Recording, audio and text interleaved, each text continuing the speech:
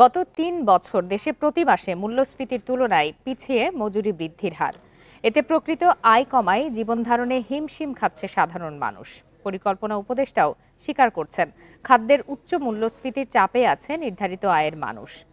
অর্থনীতিবিদরা বলছেন, বিদায়ী সরকারের পথে হাঁটাই মূল্যস্ফীতি নিয়ন্ত্রণে ব্যর্থ হয়েছে বর্তমান সরকারও। উৎপলবাবুর বেতন গত ২ বছরে বাড়েনি, কিন্তু বাড়ি ভাড়া, নিত্যপণ্যের দাম এক জায়গায় থেমে নেই। তাই বাজারে এসে তার হিমশিম অবস্থা।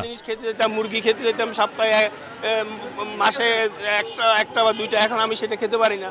ডিম খেতে চাইতে যদি আমার চাহিদা আসছিল আগে, মনে করেন মাসে আমি ৩০টা বা ৪০টা আমার মাসে লাগতো, সেখানে আমি ২০টা করে আনতেছি। তার মতো মধ্যবিত্তের জীবনেই যখন এমন অবস্থা, তখন নির্ধারিত নিম্ন আয়ের মানুষের কষ্ট ভিন্ন মাত্রার। ব্যয়ের সঙ্গে সঙ্গতি না থাকায় করতে হচ্ছে ধারকর্য। এই মাসে যে স্যালারি দিচ্ছে, এই স্যালারি দিয়ে আরো হলাদ করে ওই মাসে আবার টানা ইসরা চলে। ধরেন আপনার প্রত্যেক মাসেই আপনার হলাদের উপরে চলতে হয়। শীতকালে সবজির দাম কিছুটা কমেছে, তবে ডাল, ডিম, তেল, চিনি, চাল সহ প্রায় সব ধরনের নিত্যপণ্যের দামেই অস্বস্তি। বিক্রেতারা বলছেন, ৩ বছরের ব্যবধানে ৫০% পর্যন্ত দাম বেড়েছে বেশিরভাগ পণ্যের। নিত্য প্রয়োজনীয় জিনিস আছে, প্রত্যেকগুলো আপনার প্রায় ৪০-৪৫ আপনার শতাংশ হারে বাড়ছে। পরিসংখ্যান ব্যুরোর তথ্য বলছে, ২০২২ সালের জানুয়ারির পর ২০২৪-এর ডিসেম্বর পর্যন্ত কোনো মাসেই মজুরি মূল্যস্ফীতিকে পেছনে ফেলতে পারেনি। বিদায়ী মাসে খাদ্য মূল্যস্ফীতি ছিল ১২.৯%।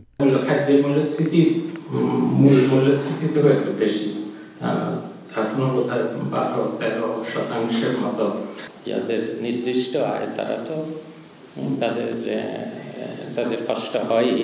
অর্থনীতিবিদরা বলছেন, মূল্যস্ফীতি নিয়ন্ত্রণে কেবল সুদহার বৃদ্ধি, আমদানি শুল্ক কমানোই যথেষ্ট নয়। তাদের মতে, সরবরাহ ব্যবস্থায় অন্তর্বর্তী সরকার এখনও মূল সমস্যা শনাক্ত করতে পারেনি। বর্তমান সরকার মূল্যস্ফীতি নিয়ন্ত্রণ বা মূল্যস্ফীতিকে কমিয়ে রাখবার ক্ষেত্রে প্রকারান্তর আসলে ব্যর্থ হয়েছে। পূর্বতন সরকার যে কাঠামোতে মূল্যস্ফীতি সমন্বয়ের চেষ্টা করেছে, এই সরকারের উদ্যোগগুলো তার থেকে বাইরে না, বরঞ্চ কোনো ক্ষেত্রে আরও বেশি মনে হচ্ছে সমস্যাটি এড়িয়ে যাওয়ার প্রবণতা আছে। চড়া মূল্যস্ফীতি বিবেচনায় নিম্ন আয়ের মানুষের জন্য ভর্তুকি মূল্যে আবারও টিসিবি ট্রাক সেল চালুর তাগিদ দেন পর্যবেক্ষকরা। Hari Saha, independent news, Dhaka.